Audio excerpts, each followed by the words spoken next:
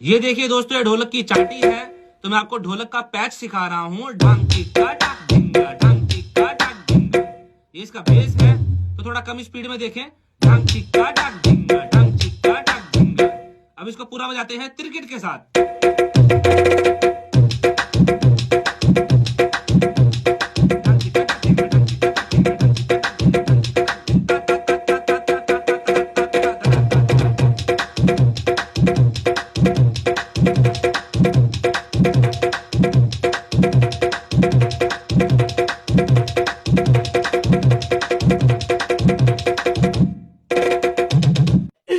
Gila.